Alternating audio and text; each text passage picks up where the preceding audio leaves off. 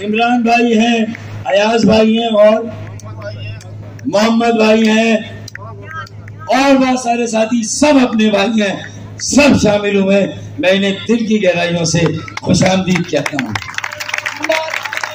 और आप मुझे अगर इजाजत दें, पता नहीं, मैं ये भी कहना चाहता हूँ कि एक और भाई भी इस शहर में है, मैं उन्हें भी कहता हूँ यार जिद छोड़ें, यही वक्त है सबको एक जगह करने का।